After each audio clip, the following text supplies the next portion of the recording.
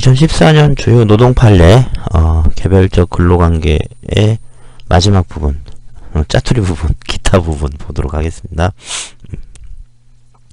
이거 혼자 이렇게 녹음하다 보면요, 내가 좀 미친놈인가 뭐 이런 생각이 들어서 하면서 좀 이렇게 실없게 막 웃을 때가 있어요. 아니면 기 빠질 때도 있고 이해를 좀 부탁드리고요. 세 개입니다. 하나는요, 두 개는 이제 이행강제금에 대한 부분이고요. 그 다음에 하나는 소멸시효에 대한 부분인데, 자, 57번 보시면, 판례는 이게 좀 복잡한 사안인 것 같기도 한데, 자, 그러니까 근로기준법에서 정하고 있는, 그러니까 근로기준법 시행령, 대통령령으로 정하고 있는, 거기서 정하고 있는 이행강제금의 그 부과기준 범위가 있어요. 이게 500에서 2천만 원인가 뭐 이렇게 되는데, 어쨌든 그 안에서 이행강제금을 부과처분했으면 그거를 과중하다고 볼 수는 없다. 그러니까 이게 이제 좀 낮게 때리다가 높게 때렸거든요. 그랬더니 이제 그걸 갖고 부당하다고 이제 제소를 한 경우였는데, 어쨌든 그 범위 안에 있는 거는 과중하다고 볼 수 없다라는 판결이 이제 서울고법에서 있었고요. 그 다음에 58번. 자, 구제명령을 이행하지 않은 사용자에게 이행강제금을 부과하도록 하는 근로기준법 제33조 제1항에서부터 제5항까지는 헌법에 위반되지 않는다. 그러니까 아마 사용자가 그 복직명령 이행 안 하니까, 아니면 그 미지급 임금에 대한 뭐 그 구제명령 이행을 안 하니까 이제 그 이행강제금을 부과를 했겠죠. 그러니까 이게 헌법 위반이다 뭐 이렇게 한 거죠. 그랬다가 진 경우입니다. 헌법재판소 판결이고요. 헌법재판소 판결이 아니라 헌법재판소 결정이라고 하나? 그런 것 같은데. 그 다음에 59번은 회생회사의 관리인이 근로자의 임금 및 퇴직금 채권을 회생 채권자 목록에 기재해서 제출했으면 채권의 소멸시효가 중단된다. 그러니까 뭔 얘기냐면, 소멸시효라고 하는 게 돈을 줄 사람도 아무 조치를 안 하고 그냥 쭉 가고, 돈을 받을 사람도 아무 뭐 돈 달라는 얘기도 안 하고 쭉 가고, 이렇게 해서 임금 채권 같은 경우에 3년이 지나면 이제 소멸시효가 끝나니까 이제 그런 거죠. 그러니까 권리가 없어져요. 그러니까 원래 법에 그런 거 있잖아요. 권리 위에서 잠자는 자의 권리는 지켜줄 필요가 없다. 뭐 이런 말이 있는데, 이렇게 뭐 돈 달라고도 서로 안 하고, 돈 줄 사람도 돈 줄 생각 안 하고 그러면은 뭐 그 관계를 뭐 평생 끌고 갈 거냐. 한 3년 정도 돈 달라고 안 했으면 둘 다 잊어먹고 사는 거 아니냐. 이제 이런 건데, 그래서 소멸시효가 끝났다라고 이제 주장을 하는데, 그 돈 줘야 될 입장에서 회생 채권자 목록에다가 기재를 했다면은 소멸시효를 중단해서는 안 된다라는 게 이제 서울고등법원의 판결입니다. 자세히 하나씩 볼게요. 자, 57번. 자, 학교법인에서 근로자의 해고가 부당하다는 취지의 재심 판정이 확정됐는데 구제명령을 안 했어요. 그러니까 2회에 걸쳐서 이행강제금 부과 처분을 받았습니다. 자, 근데 중노위가 2012년 2월 29일에 납부 종료일을 5월 8일로 해가지고 2차 이행강제금 500만원을 부과를 했어요. 그러면은 납부 종료일이 5월 8일이죠. 자, 그 다음에 6개월 11일이 경과한 2012년 11월 19일에 3차 이행강제금 2천만원을 다시 부과했어요. 안 하니까. 근데 이게 이제 보면 노동위원회 규칙 제83조 제2항에 이행강제금을 반복 부과하는 거는 이전 이행강제금 납부 종료일부터 6개월 이내에 해야 된다라고 하는 규정이 있어요. 그러니까 6개월 11일이 경과했기 때문에 요 3차 부과 처분은 위법하다라고 주장을 했고, 두 번째는 1, 2차 이행강제금이 500만원인데 3차에는 2천만원을 때렸단 말이죠. 이건 지나치게 과중하다 이러면서 이제 법원에 소송을 제기를 한 사건이죠. 자, 법원 판결은 어땠냐면, 첫 번째, 위법하다라고 하는 부분, 그러니까 그 상급기관의 규칙을, 노동위원회 규칙을 위반했다라고 하는 거는, 자, 상급 행정기관이 하급 행정기관에 대해서 업무 처리 지침이나 법령의 해석 적용에 관한 기준을 정해서 이제 내렸다면, 그러니까 행정규칙이나 내부 지침은 일반적으로 그 조직 내부에서만 효력을 가지는 거지 대외적인 구속력을 가지는 건 아니다. 그래서 행정처분이 그거를 위반했다고 해서 그거 가지고 바로 위법하다고 할 수는 없다라는 게 이제 대법원의 기존 판례입니다. 그렇게 본다면 6개월 안에 해야 된다고 했는데 6개월이 넘어서 했다고 해서 이걸 위법하다고 볼 수 있느냐? 그건 아니라는 거죠. 자, 노동위원회 규칙 제83조 제2항은 행정청의 내부 지침에 불과할 뿐 대외적인 구속력이 없어서 이를 준수하지 않았다고 해서 이 처분이 위법하다고 보기 어렵고, 또 뭐 평등의 원칙이나 신뢰보호의 원칙 등이 위반되었다고 볼 사정도 없다. 그러니까 뭐냐면 위 규칙에서 정한 기한을 11일을 넘겼죠. 그 11일이 넘었다고 학교한테 무슨 그럼 불이익이 발생했냐? 그것 때문에 그것도 아니지 않느냐 라는 걸로 이거는 이유가 없다. 기각됐고요. 자, 그 다음에 근로기준법 시행령에 보면, 시행령 제13조에 보면 별표로 이행강제금, 정당한 이유 없는 해고에 대한 구제명령을 이행하지 않으면 500만원 이상 2천만원 이하의 한도에서 이행강제금을 부과하도록 돼 있어요. 근데 이제 얼마를 정할 거냐는 구체적인 이행강제금의 금액은 위반 행위의 동기, 고의 과실, 뭐 이런 거, 어쨌든 이런 사용자의 귀책 정도와 구제명령 이행을 위해서 얼마나 노력을 했느냐, 뭐 구제명령을 이행하지 않은 기간이 얼마 정도냐, 이런 것들을 고려해서 이제 결정하도록 하고 있다는 거죠. 그렇게 보면 중노위가 1, 2차에 500만원을 했는데 3차에 이제 2천만원을 3차 이행강제금으로 부과했다라고 하는 거는, 아니, 2번이나 했는데도 그렇게 말을 안 듣고 뭐 그런다라고 보면 2천만원이 과하다고 볼 수는 없다. 더군다나 그게 별표 내의 금액인데 라고 이제 판결을 한 거죠. 자기구속의 원칙이나 평등의 원칙 등에 위반되었다고 보기 어렵다. 자, 58번. 이제 이거는 이제 아예 이행강제금 자체를 이제 헌법소원을 낸 거예요. 자, 회사는 부당해고 구제명령을 이행하지 않아서 부과된 이행강제금이라는 강제 집행수단이 법치주의와 이중처벌 금지의 원칙에 위반되고, 헌법에서 정한, 그리고 헌법에서 보면 법관에 의해서 재판을 받을 권리, 그리고 신속히 재판을 받을 권리, 재산권을 침해한다고 이제 주장을 했어요. 그래서 헌법에 위반된다. 근로기준법 제33조 이행강제금 보면요. 자, 노동위원회는 자, 구제명령을 받은 후에 이행기간까지 구제명령을 이행하지 않은 사용자한테 2천만원 이하의 이행강제금을 부과한다. 그리고 5항에 보면 노동위원회는 최초의 구제명령을 한 날을 기준으로 매년 2회의 범위에서 구제명령이 이행될 때까지 반복해서 제1항에 따른 이행강제금을 부과 징수할 수 있다. 이 경우 이행강제금은 2년을 초과해서 부과 징수하지 못한다. 그러니까 매년 2회, 2년을 초과하지 못하니까 최대 4차까지 이제 이행강제금을 부과할 수 있겠죠. 자, 이게 그럼 위헌이냐? 자, 판결 요지 보면요. 이제 두 가지에 대해서 봤죠. 이중처벌 금지 원칙을 위반한 거냐에 대해서 헌법재판소는요.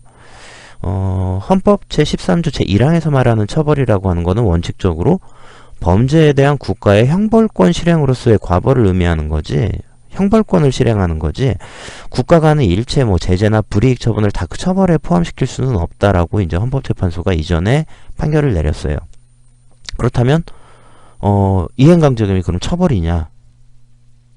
자, 이행강제금은 과거에 일정한 법률 위반 행위에 대한 제재로서의 형벌이 아니라, 그러니까 어떤 법률을 위반했기 때문에 그걸 제재하기 위한 형벌이 아니라 장래에 그 의무 이행을, 그러니까 그 복직명령이나 미지급 임금이나 이런 것들을 하도록 해야 되잖아요. 그거를 이행수단을 확보하기 위한 강제수단일 뿐이어서, 이행 확보를 위한 강제수단일 뿐이어서 범죄에 대해서 국가가 형벌권을 실행한다고 하는 과벌에 해당하지 않기 때문에 이중처벌 금지 원칙이 적용될 수 없다. 이거 예전에도 이런 판결을 했다고 그래요. 두 번째, 재산권 침해라고 하는 부분을 한번 보자. 자, 부당해고 등에 대한 구제명령 제도는 신속 간이하고 경제적이고 탄력적인 구제를 도모하기 위한 거다. 그러니까 이 부당해고를 했으니까 그거에 대해서 구제명령을 내린 건데, 그거에 대해서 말을 안 들으니까 이행강제금을 통해서 빨리 부당해고를 원위치 시켜라 라고 하는 그런 제도라는 거죠. 자, 근로기준법 제33조에서 구제명령을 사용자가 이행하지 않으면 이행강제금을 부과해서 근로자를 보호하고 국가 경제 전체의 안정과 발전을 도모하기 위한 것인데, 그 입법 목적을 보면 이건 정당한 거죠. 그 다음에 심판 대상 조항은 구제명령을 이행하지 않은 사용자한테 이행강제금을 부과하는 거잖아요. 그래서 부당해고에 대한 구제명령의 실효성을 확보하려고 하는 거다. 뭐 이거는 수단의 적합성도 인정된다. 목적도 정당하고 수단도 정당하고 그런다는 거죠. 그럼 그 정도를 보면 자, 부당해고를 하면 근로자는 생계곤란을 겪게 돼서 신속한 구제가 필요한 반면에 사용자는 이 분쟁 기간이 길어져도 불이익이 없어요. 본인이 손해보는 게 없어요. 뭐 어차피 줘야 될 임금 지금 주나 나중 주나 상관없다는 거죠. 불이익이 크지 않기 때문에 구제명령에 대한 강제수단이 있어야 된다는 거죠. 이걸 이행 안 하면 아이씨 너 얼마 더 물어야 돼 이런 게 필요하다는 거죠. 근데 그 금액의 적정성이라고 하는 거는 사용자한테 심리적인 압박을 가해서 의무를 이행하게 할 정도의 금액이 어야 된다는 거예요.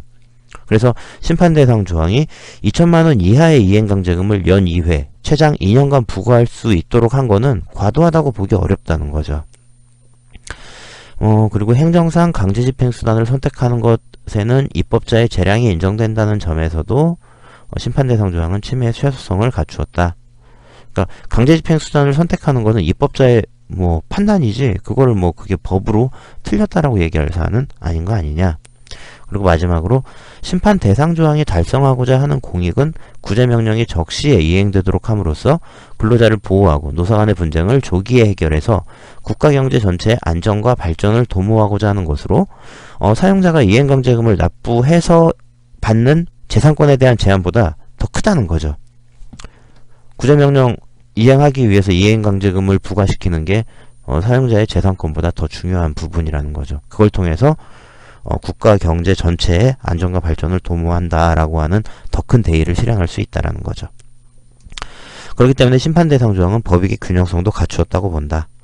따라서 과잉금지 원칙에 위배되지 않기 때문에 청구인의 재산권을 침해하지 않는 거다. 닥치고 이행강제금 네! 이 새끼야! 뭐 이런 판결이죠.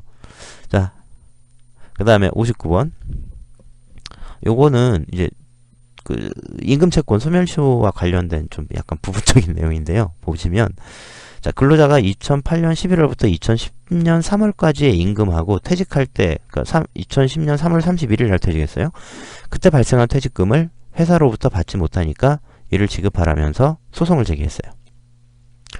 자, 회사는 회생 절차를 진행했는데 회사의 관리인은 회생 절차에서 근로자의 임금 및 퇴직금 채권을 회생채권으로 기재를 하면서 회생채권자 목록에다가 2010년 5월 5일경에 회생법원에다가 제출해서 회생계획안으로 이제 확정이 됐죠. 자, 요 두 번째 요거 빼고요. 일단 첫 번째하고 바로 연결해서 보면 자, 퇴직한 게 임금채권이 어쨌든 2008년부터 쭉 발생을 했죠. 그리고 퇴직은 2010년 3월 31일 날 했죠. 임금채권의 소멸시효는 3년이죠. 관리인은 근로자가 임금 및 퇴직금의 지급기일로부터 3년이 지난 2013년 4월 4일 그러면 다 못 받겠네요. 4월 4일에 소송을 제기했으니까 이미 임금채권의 소멸시효가 끝났죠. 시효로 소멸했다고 주장을 한다. 근데 중간에 2010년 5월 5일이니까 요때부터 시작을 해도 3년이 안 지났잖아요. 회사가 회생채권자 목록에다가 요 근로자의 임금채권을 기재를 했었단 말이에요. 이러면 소멸시효가 중단이 되죠. 그러니까 어느 시점부터 3년을 쭉 계산해야 되는데 중단되면 다시 처음부터 이제 기산을 해야 되겠죠. 그리고 이렇게 따지면 자, 요대로라면 한 푼도 못 받고요. 요대로라면 이제 다 받는 상황입니다. 자, 판결에서는요. 임금 및 퇴직금 채권의 경우에 근로기준법 제49조, 그 다음에 근로자 퇴직급여보장법 제10조에 따라서 그 소멸시효는 3년이다. 그래서 근로자가 임금 및 퇴직금의 지급기일부터 3년이 지나서 소를 제기한 사실은 기록상 명백하다. 그러니까 이 자체로는 받을 게 아무것도 없다라는 얘기죠. 자, 근데 채무자 회생법에 따라서 관리인이 법원에 제출한 목록에 기재된 회생채권자는 회생채권 신고에 관한 규정에 따라서 신고한 걸로 보이는데 이 목록의 제출은 시효 중단의 효력이 있다는 거죠. 일단 거기에 명단이 들어갔으면 시효가 중단될 수 있다는 거죠. 자, 관리인이 2010년 5월 5일에 근로자의 임금 및 퇴직금 채권을 회생채권으로 기재한 회생채권자 목록을 회생법원에 제출한 사실은 인정이 된다. 그러니까 시효 중단의 효력이 발생하게 된다는 거죠. 근데 요거는 이건 이제 보면 자, 채무자회생법 제32조 제1호는 이 목록을 제출하는 것은 소멸시효 중단 사유 중에서 승인에 해당한다. 그러니까 승인한 거라는 거죠. 그러니까 본인이 소멸시효를 중단해야 될 여러 가지 이유 중에 이건 돈을 줘야 될 사람이 이거 돈 줘야 될 겁니다 라고 본인이 승인한 걸로써 소멸시효가 중단된다는 거죠. 자, 이 채무승인은 그러니까 소멸시효 중단 사유로서의 채무승인은 시효 이익을 받을 당사자, 그러니까 시효 이익이라는 건요, 소멸시효의 이익이에요. 소멸시효가 넘어가면 그걸 통해서 돈을 안 줘도 되는 이익을 받는 당사자인 채무자가 소멸시효의 완성으로 채권을 상실하게 될 자 또는 그 대리인에 대해서 상대방의 권리나 자기의 채무가 있다는 거를 알고 있다는 거를 표시하면서 성립이 된다는 거죠. 그러니까 채권자가 내가 쟤한테 돈 받을 게 있어 라고 하면 계속 돈을 받을 게 있다라고 주장을 했기 때문에 이 소멸시효가 이제 거기서부터 다시 기산이 되는 거고, 이 경우는 돈을 줘야 될 사람이 내가 너한테 돈 줄 게 있어 라고 하면서 본인이 알고 있었기 때문에 다시 이제 그 이유로 소멸시효가 중단된다는 거죠. 어쨌든 자, 그에 있어서 채무자가 권리 등의 법적 성질까지 알고 있거나 권리 등의 발생 원인을 특정해야 될 필요는 없다. 그러니까 이거에 대해서 이러한 법적 성질로 인해서 내가 이걸 줘야 되는 거야. 그리고 무슨 원인 때문에 내가 줘야 되는 거야. 이거를 구체적으로 다 알면서 기재할 필요는 없다는 거예요. 그냥 기재된 것 자체로 소멸시효는 중단이 된다라는 거죠. 자, 그래서 결론은 관리인이 공익채권인 위 임금 및 퇴직금 채권의 법적 성질을 잘못 파악해서 회생채권자 목록에 기재해서 제출했다고 하더라도, 그러니까 몰라서 기재를 했더라도 채무자회생법 제32조 제1호에 따른 소멸시효 중단의 효력이 발생하지 않는다고 할 수 없다. 뭐야, 씨. 부정이야. 자, 어쨌든 소멸시효 중단이 된다는 거죠. 그래서 임금을 다 줘야 된다 라는 판결입니다. 자, 이렇게 해서 그 개별적 근로관계법에 대한 2014년 판례는 다 봤습니다. 다음번부터는 이제 집단법과 관련된 판례로 가도록 하겠습니다. 수고하셨습니다.